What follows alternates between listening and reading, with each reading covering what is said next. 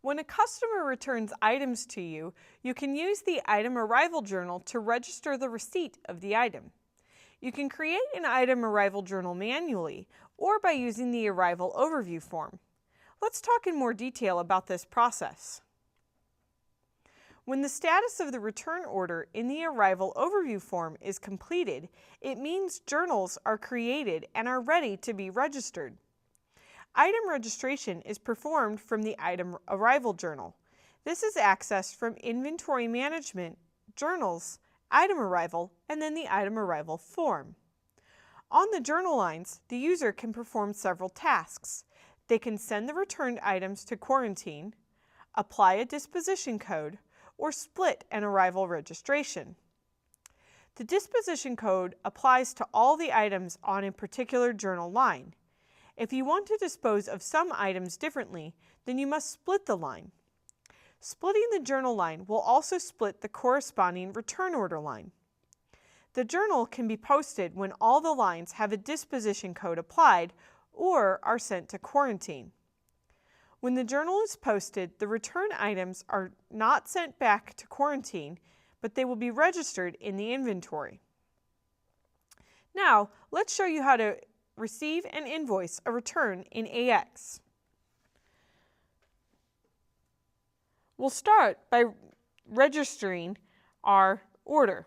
We can do this directly from the return orders form. So I'll open up Sales and Marketing, Return Orders, and then All Return Orders in the Common area.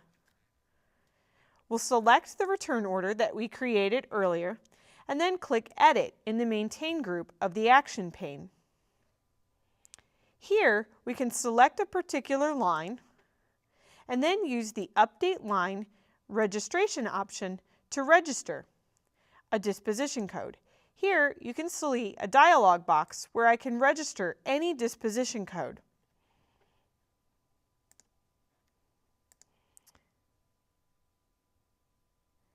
This will open up the registration form where I can select which site, warehouse, and any other relevant inventory dimensions. If I need to split it, I can use the Split button to do this. I'm just going to auto-create the row, which will add it to the lower portion of the form, and then click Post All. Now, this particular line has been updated.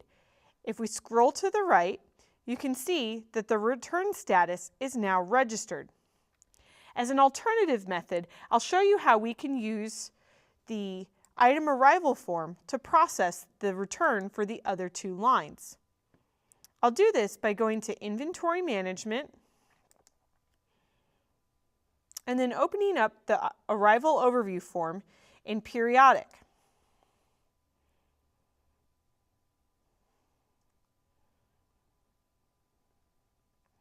I'll change my setup name to select the Return Order view.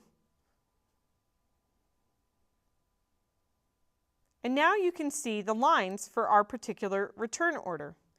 Here you can see the original sales order number and the RMA number. On the lower portion of the form, you can see the two lines that have not been registered yet. I'll go ahead and mark the checkbox to start the arrival, and then click Start Arrival. This has created a new item arrival journal. I can optionally highlight this message and then click Show to open the journal. Alternatively, I can use the Journals button and then select Show Arrivals from Receipts. This will open the item arrival journal. Here, if I click the Lines button, I can review the details. You can see on the far right-hand side, a disposition code field is available. I'll go ahead and select a disposition code for one of the lines and leave the other disposition code blank because I need to send it to quarantine. To send the line to quarantine, you'll need to go to the General tab and select the Quarantine Management checkbox. Now that I've decided how to handle each of the lines of my journal, I can validate the journal and then post it. If required, you may need to use the item registration function in the journal lines to specify batch and serial numbers, or if required, you'll need to enter the location information. Since there were no errors or warnings, we'll go ahead and post the journal. And then click OK.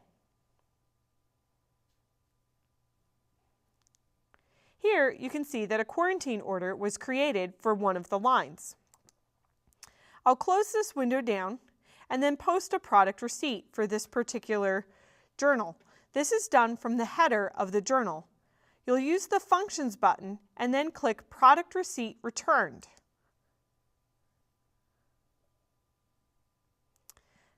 This will open up the packing slip posting form where you can enter the details of the information. If required, you can enter in the customer packing slip number. On the Lines tab, you can verify the quantities. In this case, it's just the one line that we processed. So I'll go ahead and click OK, and then click OK again to confirm that I want to post this without printing.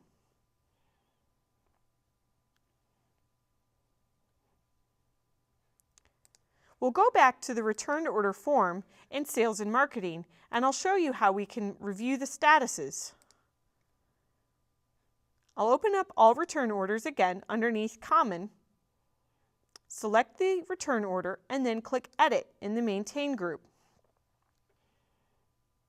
Here you can see each of the lines. If we scroll to the far right, you can see now that the first line is received, the second line is registered, and the third line is quarantine. If required, I could go ahead and generate an invoice for a portion of this. The item that's still in quarantine will not be able to be invoiced because it's still waiting for a disposition. To invoice this order, you'll do it either directly from the sales order form or by using a periodic process. Now that the status of this return order is far enough along the process, it will appear in the regular sales order form. So I'll open Sales and Marketing, Sales Orders, and then All Sales Orders. Here you can see the sales order that was created from that particular return order. You can tell that it's a returned order because the order type field is set to return order. You'll notice on the lines of the order, it contains all three items. To invoice all or a portion of this, I'll go to the Invoice tab and click Invoice in the Generate group of the action pane.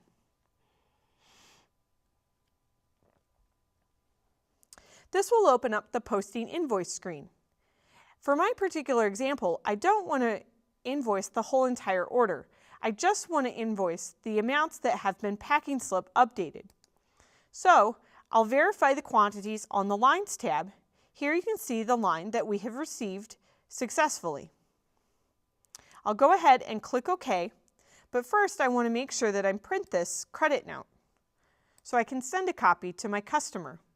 I'll go ahead and print it to my screen so you can see an example of what it looks like.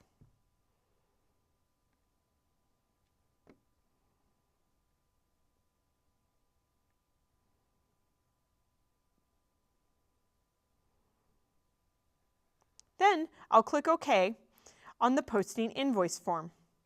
I'm going to click Yes to confirm that I'm only printing this to my screen.